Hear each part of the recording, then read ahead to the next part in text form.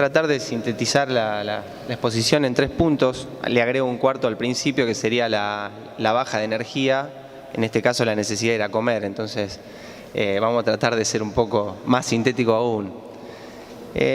Bueno, yo en este momento, en este Día Internacional, obviamente agradezco la invitación, y un poco también tiene que ver esto con hacer un poco de reflexión y a lo mejor golpear a veces cosas que en general las escuchamos en disertaciones, las miramos en lo cotidiano, pero por ahí es más difícil en lo personal, en las situaciones más cotidianas, darnos cuenta de alguna situación. Por ahí uno cuando trabaja, cuando estudia, cuando vive, anda con estas cosas, ¿no? Hace un tiempo atrás no era tan así, y a mí algunos de mis amigos y colegas por ahí me critican porque yo voy comprándome por ahí lo justo indispensable. Sé que soy un renegado, pero la pregunta concreta acá sería, ¿cuál de todos ustedes acá no tiene un celular? Es una pregunta ya media casi aburrida. Entonces, bueno, básicamente, y más allá que puntualmente la exposición habla de los residuos informáticos, la situación se complejiza aún más porque los residuos electrónicos en su integralidad nos van mostrando algunas complicaciones. Bueno, sintéticamente uno compra un celular, no piensa de dónde vino, qué materia incorporó, su composición, sus recursos. Muchas veces hay canciones al respecto. Son equipos que usamos acá, pero la materia prima vino de otro lado y lo usan en otros lados, y muchas veces se desechan en otros lados. Eso también genera todo un movimiento de dinero, desequilibrio, quizá. Pero bueno, aparecen conceptos como vida útil, los analizamos, hablamos de la obsolescencia, cada vez más rápido uno va cambiando cada uno de los dispositivos que utiliza en lo cotidiano. Eso genera aún más o mayores cantidades, mayores volúmenes. Obviamente, yo les decía, hablábamos de los celulares, podemos hablar de las computadoras. Cada cosa, además, va teniendo nuevos usos. La profesora, que de alguna manera fue la que más me instó a cada vez involucrarme más en la temática ambiental, ella me decía, o un poco nos interpelaba a los que estudiábamos con ella, esto de la paradoja de la ingeniería. Ella lo decía así, tenía que ver con mucho desmanejo del pasado y que la ingeniería había procesado un montón de avances, y hoy, como también la ingeniería es la responsable de empezar a pensar, es como pensar al revés y ver de qué manera somos más eficientes con los mismos recursos. Se hablaba antes, digamos, con los mismos recursos hacemos muchas más cosas, somos más eficientes.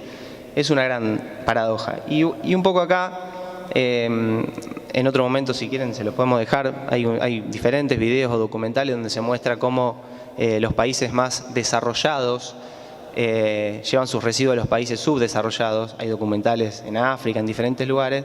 La pregunta es, esa brecha, si es derroche o no, y cómo lo pensamos, ¿no? Un número muy puntual y de alguna manera tiene cierto tiempo, pero no ha cambiado mucho, mejor dicho, se incrementa rápidamente, pero es un buen dato como orientador. Esto es Naciones Unidas, ¿no? El mundo produce más o menos 50 millones de toneladas. En algunos lugares, en los países más subdesarrollados, por llamarle de alguna manera, en vías de desarrollo, el incremento es año a año, a veces hasta de 5 veces, ¿sí? Hay otros datos un poco más actualizados que tienen que ver con que hoy Estados Unidos produce 3 millones de toneladas. Entonces, y en este proceso que va creciendo año a año, la problemática se ajusta.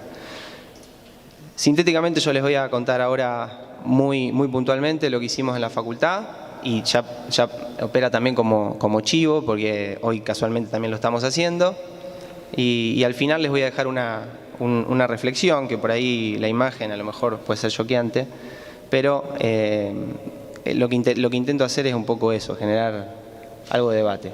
Experiencias, muy sintéticamente, hay muchas, internacionalmente, no quiero entrar en detalles, pero hay muchas. Cuando estuve haciendo yo esta investigación que hice a instancia de la materia, me encontraba con muchas, puse algunas a nivel internacional, que trabajan en diversas cuestiones. Si bien la recuperación son de residuos informáticos, de equipos, son organizaciones que trabajan distintas temáticas, la problemática del SIDA, clanes femeninos que sirven para desarrollarse, jóvenes con capacidades diferentes. Bueno, es bastante diferente la utilización. Hay asociaciones locales, nacionales, que bueno, hay muchos números, hay mucha gente que se ha ido capacitando, y en lo más regional, en lo más local, lo sintetizo en la siguiente percepción. De a poco la temática obviamente va permeando, va apareciendo mucho más, pero hay un dejo, es un poco la sensación, de así como angustia en el hecho de decir, bueno, ¿cómo se resuelve todo esto? Y un poco tomo algo de lo que se preguntaba. A veces se hacen preguntas bastante complejas en relación a cómo se resuelve la temática ambiental. Y bueno, hablamos un poco de eso, de una complejidad, muchos actores, muchas situaciones, diferentes intenciones, algunas buenas, otras no tanto, pero en alguna medida quizá la falta de sistematicidad en perspectiva, esa falencia nos obliga un poco a repensar cuáles son nuestras planificaciones al respecto. Esto lo puse porque me pareció importante. Vino un experto en la temática hace un tiempo atrás. Él hablaba de la diferencia de producción de residuo, bueno, él era sueco, hablaba en ese momento de 23 kilos. En Argentina generábamos 2,5 por persona, pero bueno, se hablaba de esto, de cuánto es de consciente la población de Argentina, cuántos son conscientes otras poblaciones de países, insisto, desarrollados. También hay otra historia de fondo, ¿no? Pero bueno, él hablaba de esto, puntualizaba que había diferentes experiencias que hay que enseñar a los ciudadanos y tenía una percepción, así como un poco, a mi criterio, pesimista, de que la forma de resolverlo tenía que ver fundamentalmente con lo que es el ecodiseño. Que si bien estamos de acuerdo, pero me parece que hay muchas iniciativas que cada uno puede hacer y que de los diferentes entes gubernamentales también un poco tenemos el compromiso y la responsabilidad de hacerlo. Sintéticamente, el proyecto tenía que ver, y de a poquito va avanzando, con recuperar equipos que son considerados para mucha gente residuos, algunos en uso, otros no. Tratar de recuperarlo y que extender de alguna manera su vida útil, porque no lo dije antes, pero hay lugares donde, aunque nos sorprenda y que, como les decía, todos nosotros por ahí contamos con, el porcentaje de personas que a veces transita su vida educativa sin conocer el uso de una computadora sigue siendo importante, con muchos esfuerzos que lo van corrigiendo, pero sigue siendo importante. Por supuesto, hay países que están bastante peor que nosotros. Voy a tratar de ocupar 10 minutos, no sé cuánto voy hasta ahora.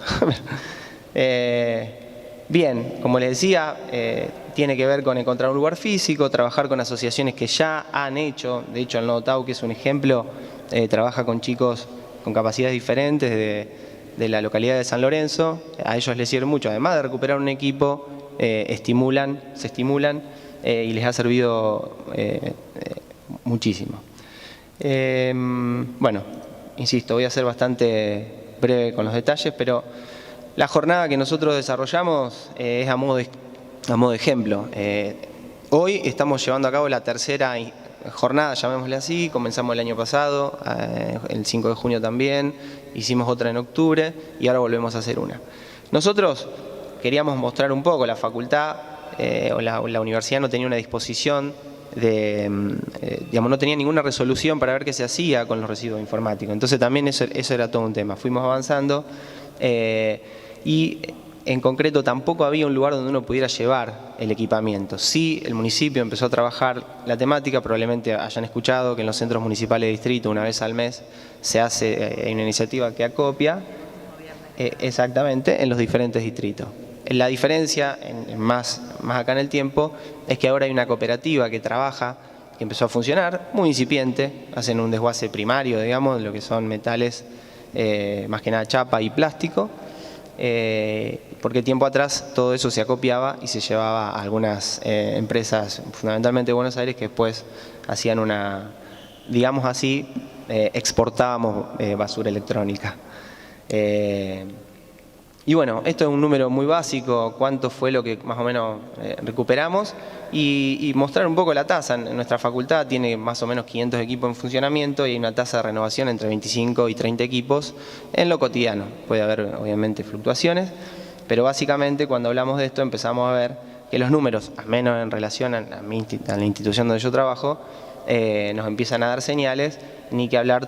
Esto obviamente no se juntó solamente en la facultad, sino que en general en la comunidad pasa esto, ¿no? De comprar una computadora, a veces sigue funcionando, la tenemos ahí, la guardamos, digamos, todos los equipos, sin que terminen al fin de la vida útil, o siguen funcionando y los tenemos por ahí guardados. Bueno, esto es lo que empieza a hacer un poquito más de generar ruido. Esta es una imagen que uno la puede tomar en cualquier lugar de internet. Y esto está sacado de una tesis de maestría que hizo un alumno para graduarse de grado en ingeniería en material, y es solamente a los efectos de generar un poco el debate. En más o menos, ¿no?, 1 tonelada o 1000 kilos de roca mineral se pueden hallar entre 1 y 5 gramos de oro, más o menos. Y no está, insisto, esto tiene que ver con esto, con generar un poco el debate. Puse un precio que tiene que ver con el oro actualmente, creo que ahora está un poquito más barato, pero más o menos es eso. Y ahí está el monto que vemos cuando hablamos del oro, ¿no? Y en 5 kilos más o menos de residuos hay estadísticas que establecen que se puede conseguir entre 0,1 y 0,5 gramos de oro. Hablamos solamente de oro. Esto solamente fue oro, no habla de otros metales preciosos, que hay muchos más, como también algunos otros materiales. Hice un simple cálculo en lo que genera la Argentina per cápita. Ahora esto debe estar en un mayor número, en la cantidad aproximada de habitantes. Simplemente a modo de número, hay muchos ceros. La intención era mostrar que lo que para muchos puede representar basura, muchas veces, mirado de otra manera, puede representar recursos, y esto obviamente, teniendo en cuenta las tasas que les comentaba al principio, puede ser exponencial. Simplemente, y terminando, reflexiones personales, experiencias, empieza a ver, la gente lo empieza a tener mucho más presente, la gente pregunta qué poder hacer. Y también hay experiencias concretas, como yo les decía. Creo que hay grandes posibilidades de redes de trabajo en diferentes ámbitos. La temática aparece cada uno en pequeñas voluntades. En la medida que eso empieza a aportarse en trabajo interdisciplinario, las oportunidades van a ser mayores. Naturalmente hay espacio para emprendimientos privados, porque esto muchas veces no lo resuelven los ámbitos gubernamentales y son oportunidades de negocio. Como les decía, el Estado tiene un rol, y en el desafío lo tiene que tener cada vez más fuerte, al menos en controlar y en dar herramientas para ver cómo avanzamos con esto. Naturalmente esto en el inmediato y en el mediano y en el largo plazo es favorable al ambiente. Y bueno, naturalmente, como les decía, hay una cantidad de recursos disponibles asociados al permanente acopio de residuos que lo pone a disposición. Bien, simplemente agradecerles por su tiempo y bueno, a disposición para cualquier cuestión en relación a las fuentes.